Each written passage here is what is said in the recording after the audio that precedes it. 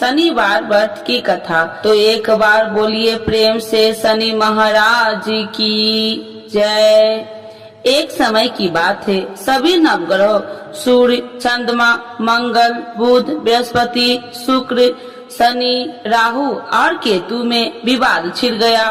विवाद का कारण था कि इनमें से सबसे बड़ा कौन है। कोई निर्णय न होने पर सभी देवराज इंद्र के पास निर्णय कराने पहुँचे। इंद्र किसी एक का पक्ष नहीं ले सकते थे, इसीलिए उन्होंने निर्णय देने में अपनी असमर्थता जताई। परंतु उन्होंने उन सबको पृथ्वी पर राजा विक्रमादित्य के पास जाने की सलाह दी, क्योंकि राजा विक्रमादित्य अति न्यायप्रिय थे। इंद्र ने कहा कि वे ही इसका निर्णय कर सकते हैं। इंद्र की सलाह से सभी ग्रह एक साथ राजा विक्रमादित्य के पास पहुँचे और अपने आने का कारण बताया। राजा इस समस्याओं से अति चिंतित हो उठे, क्योंकि वे जानते थे कि अगर उन्होंने किसी एक को बड़ा बताया तो बाकी ग्रह कुपित हो उठेंगे। तब राजा को एक उपाय सूझा। उन्होंने सुवर्ण, रजत, कांस्य, पीपल, सीसा, रंगा, जाष्टा, अभर्ग और लोहे से 9 सिंहासन बनवाए और उन्हें इसी क्रम से रख दिया। राजा विक्रमादित्य ने उस सब से निवेदन किया कि आप सभी अपने सिंहासन पर स्थान ग्रहण करें। जो भी अंतिम सिंहासन पर बैठेगा वही सबसे छोटा होगा। लोहे सिंहासन सबसे अंत में था, इस अनुसार लोहे सिंहासन पर बैठने वाला सबसे छोटा होगा। शनि देव सबसे अंत में लोहे सिंहासन पर बैठे, तो इसीलिए वही सबसे छोटे कहलाए। शनि देव को लगा कि राजा ने यह जानबूझकर किया है, इसीलिए उन्होंने कुपित होकर राजा से कहा, राजा तू मुझे नहीं जानता। सूर्य एक राशि में 1 महीना, चंद्रमा 2.25 महीना, 2 दिन, मंगल 1.5 महीना, बृहस्पति 13 महीना, वह बुध और शुक्र 1 महीने विचरण करते हैं, परंतु मैं 2.5 से 7.5 साल तक रहता हूँ। शनि देव क्रोधित होकर कहने लगे कि श्री राम की 7.5 आने पर उन्हें वनवास हो गया। रावण 7.5 आने पर वह वानरों की सेना से परास्त हो गया। अब तुम सावधान रहना। ऐसा कहकर शनि देव वहाँ से चले गए। इसके बाद अन्य देवताओं ने भी वहाँ से प्रस्थान कर लिया। कुछ समय बाद राजा की 7.5 आई। तब शनि देव घोड़े के सौदागर बनकर वहाँ आए। किसी ने राजा को सूचना दी कि कोई घोड़े का सौदागर आया है तथा उसके पास जो घोड़ा है वह बहुत बढ़िया है। राजा ने यह समाचार सुनकर अपने अश्वपाल को उस सौदागर से घोड़े खरीदने का आदेश दिया। अश्वपाल ने कई अच्छे घोड़े खरीदे।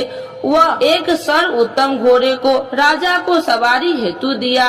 राजा जैसे ही उस घोड़ा पर बैठा वैसे ही वह घोड़ा भागकर वन की ओर चल गया। वन में काफी अंदर पहुँच वह घोड़ा गायब हो गया और राजा भूख प्यास जंगल में भटकता रहा। भटकते भटकते राजा को बेहद प्यास लगी। तब एक ग्वाले ने उसे पानी पिलाया। राजा ने प्रसन्न होकर उसे अपनी अंगूठी दे दी। वह अंगूठी देकर राजा आगे चल दिया और एक नगर में पहुंचा। वहां उसने अपना नाम उज्जैनी निवासी बीका बताया। वहां एक सेठ की दुकान से उसने जल इत्यादि पिया और कुछ विश्राम भी किया। भाग्यवश उस दिन सेठ की बड़ी बिक्री हुई। सेठ खुश होकर उसे खाना खिलाने के लिए अपने साथ घर ले गया। वहां उसने एक खूंटी देखी जिस पर एक हार टंगा था। राजा ने देखा कि खूंटी उस हार को निगल रही है और थोड़ी देर में पूरा हार गायब हो गया। सेठ ने समझा कि बीका ने हार चुरा लिया। उसने बीका को कोतवाल के पास पकड़वा दिया। फिर राजा ने भी उसे चोर समझकर उसके हाथ और पैर काट दिए। वह चैरंगिया बन गया और नगर के बाहर फिकवा दिया गया। वहाँ से एक तेली निकल रहा था। उसे राजा पर दया आई और उसने बीका को अपनी गाड़ी में बैठा लिया।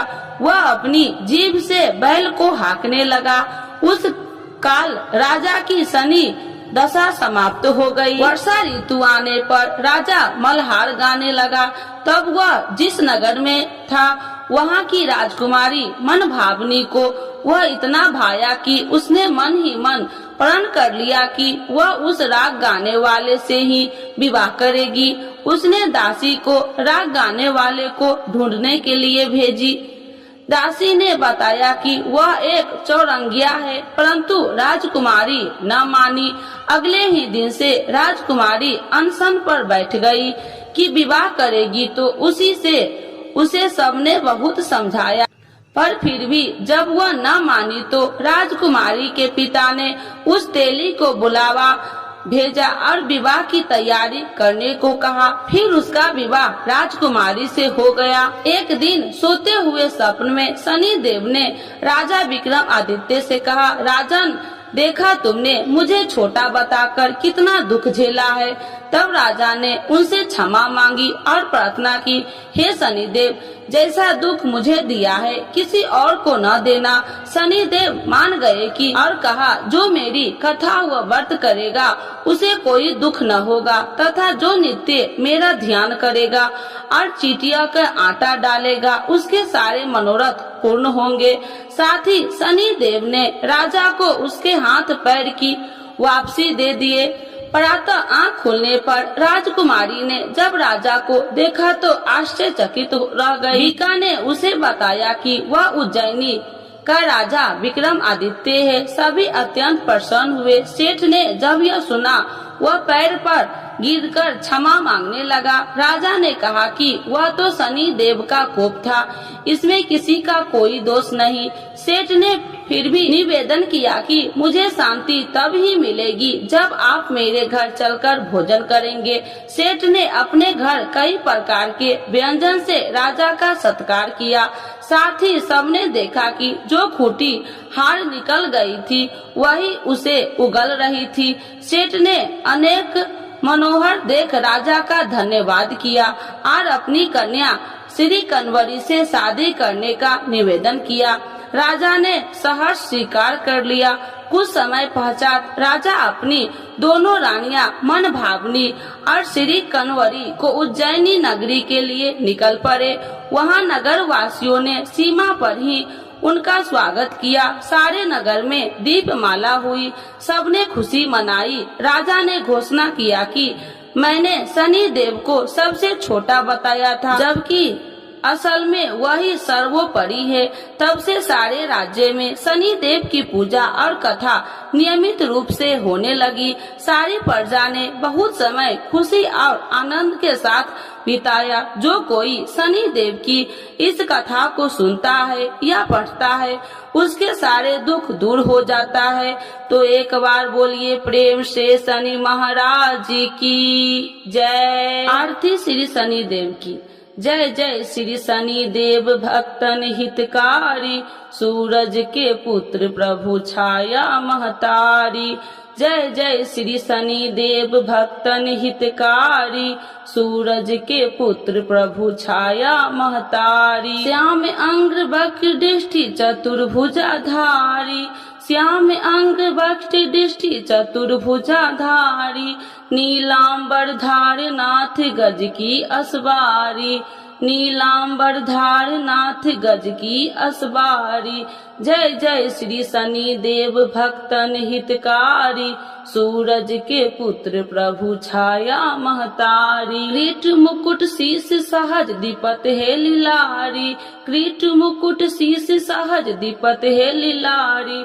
मुक्तन की माल गले शोभित बलिहारी, मुक्तन की माल गले शोभित बलिहारी।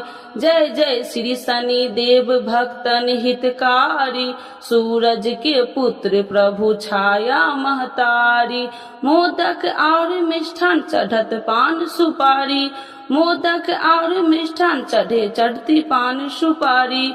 लोहा तिल तेल उड़द मसी है अति प्यारी, लोहा तिल तेल उड़द महर्षि अति प्यारी। जय जय श्री शनि देव भक्तन हितकारी, सूरज के पुत्र प्रभु छाया महतारी। देव धनुज ऋषि मुनि सुमरत नर नारी, देव धनुज ऋषि मुनि सुमरत नर नारी। विश्वनाथ धरत ध्यान हमें शरण तुम्हारी, विश्वनाथ धरत ध्यान हमें शरण तुम्हारी। जय जय श्री शनि देव भक्तन हितकारी, सूरज के पुत्र प्रभु छाया महतारी। एक बार बोलिए प्रेम से शनि देवता की जय, छाया माता की जय, सूर्य भगवान की जय।